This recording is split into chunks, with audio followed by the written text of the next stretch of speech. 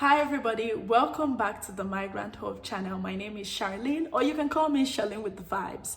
Now, I'm a licensed certified public accountant and I live and work in New York City. On today's episode, I'm going to be sharing with you how I was able to save over $15,000 in the space of 7 months in order to meet one of my investment goals. This is something that I thought about. I really wanted to get it done. So I'm going to share with you guys how I did it and how possible it is for you to do.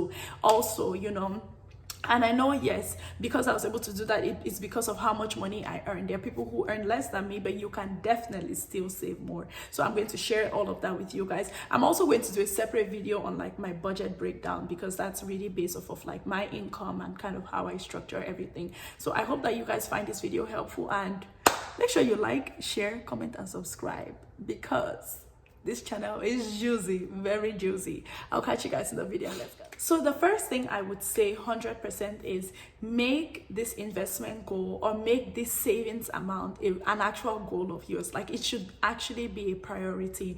There are so many times that we say, yes, I want to do this, but how serious are you about getting it done? I was extremely adamant about the fact that I wanted to meet this goal. I wanted to be able to save this amount of money. And my goal initially, like I said, was $15,000. But in the space of 7 months, I ended up saving $2,000 more. So I ended up getting up until $17,000. Now, I made it a priority. It was a goal. It was something that all my financial decisions were structured around. I had said no more traveling like that because I knew I wanted to be able to meet this goal. So you have to really, really prioritize it. How much do you want it is a question you should ask yourself. Because if you want it that bad, you're going to be able to do everything in your power and everything in your most legal way to be able to get to that goal. So you really, really, really have to make it a priority. And what I mean by priority is all your decisions, all your financial decisions has to be based off of the fact that, is this decision going to help me meet my ultimate goal? So the next thing that I did was, and I would recommend this for everybody, is structure your paycheck around what that goal is. Like I mentioned, right, my goal was to be able to save $15,000 in the space of 1 year. And what I basically did was, you know how on ADP, like, which is the direct deposit system, I literally calculated a certain percentage. So I had 33% of my paycheck going into that account. Now, 33% living in New York City is very high. So of course, on the amount of money left for me to feed and eat and all that stuff, it's very, really minimal. I only had 38. I have about 38.6 sitting in my other account, which is meant to be for all my rent, utilities, and basic necessities, things that I need to be able to pay every month. So aside from, after I put that 38.6% in there, the rest of the 33 went into that account. And that's how I was able to structure my paycheck in that regard. So every month, of course, I knew that there was a certain percentage of my money going in there. And of course, that helps me be able to save and to be able to ultimately attain this goal. To be very honest with you guys, I did not even think that in doing 33%, I thought 33% would get me there in the space of 1 year. I did not know that it would actually get me there in 7 months. So it's very doable. So just structure your paycheck, structure your finance, or how you divvy up your money. And I've talked about this a lot, the importance of divvying up your money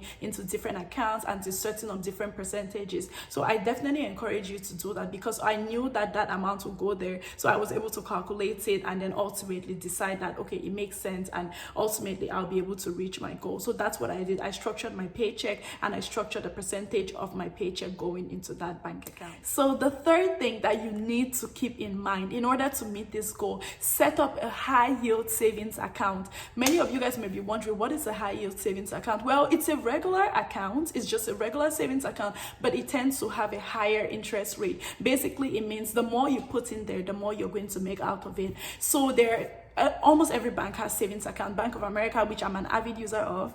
BOA, where's my sponsorship package? I use a Wells Fargo as well. So I've been using all those banks and they all have savings account. But a high yield savings account is one of the best because it definitely gives you a better rate of interest. So the one I use, which I've told every single member in my family, which I've told all my close friends about, and I'm telling you guys today, is Marcus by Goldman Sachs. They are a high yield savings account. And what they basically do is they're trying to really encourage people to be able to save, to be able to meet their investment goals. The more you put in there, the more money you're going going to make. So because I had 33% of my income go in there every single paycheck, so as a result of that, you know, the more I put in there, and their interest rate is right now, because of everything happening, it has gone down to 1.5. But when I started, I think it was like 1.7 something, like the interest rate. Imagine getting an interest rate for 1.7 something. So imagine it'll be, if I put like $500, 1.7% of $500 is what I get as interest, which is phenomenal. You know, most banks don't do that.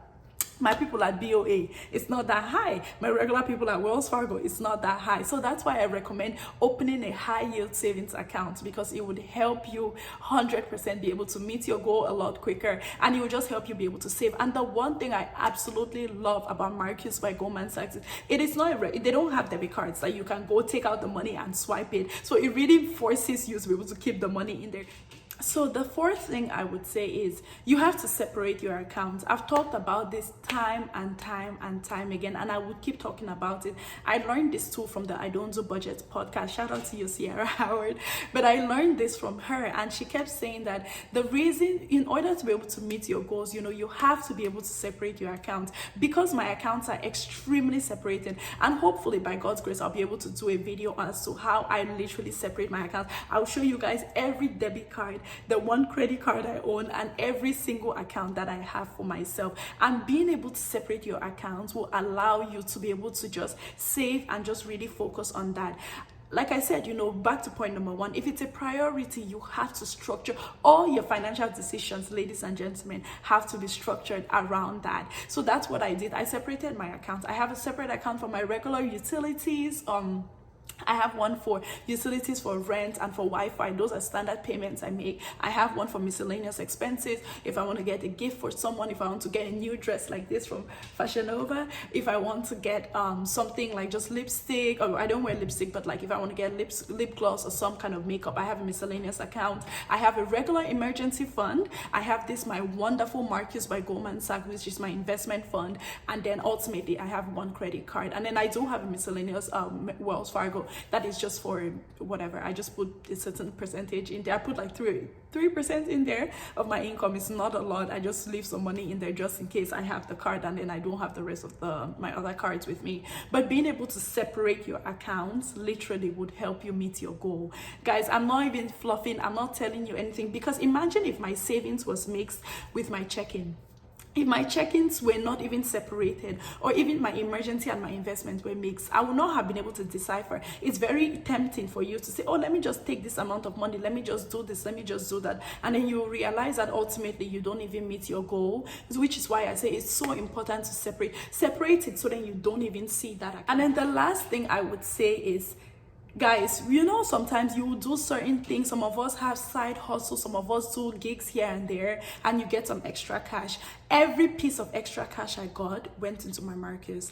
Now, even if it was not through my direct deposit, what I would do is I'll put it into my Bank of America, and then like as soon as it hits my BOA, immediately I transfer it to my Marcus by Goldman Sachs account.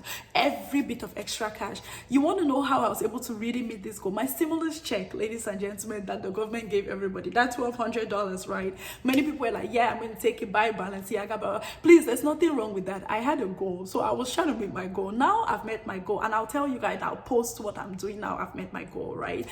So I was just like, okay, let me just try and like pump as much, you know, money in there as much as possible. So as soon as I got that stimulus check, I sent it in there. If I got any little cash, anybody gave me any money for like my birthday, or like, you know, just take this one, just manage this small money, like I'll just take it and deposit it in there. I wouldn't even look at it. And then ultimately that's how I was able to really attain my goal, and to be able to really be able to save $15,000 or over $15,000 in the space of 7 months, instead of the 1 year goal which I had. I hope that this was helpful for you guys. Hey y'all, I hope this video was entertaining enough and helpful enough to let you guys know how I was able to save over $15,000 in the space of 7 months. And I really hope that you're able to take some of the notes and some of the points. Let me know if you have any questions about any of the accounts, how I separate my accounts. And let me tell you guys, now that I've met my goal, I'm able to structure. I literally revamped like my payment structure the other day, because now I've met my goal, and now I'm trying to actually save more. I actually just opened a Roth IRA account, so I'm super excited about it. It was helpful, and I had an amazing time filming it. I'll catch you guys in my next video, and please share this video because I really want this to help a lot of people, and I'll catch you guys in my next video. Thank you, and I'll see you guys later.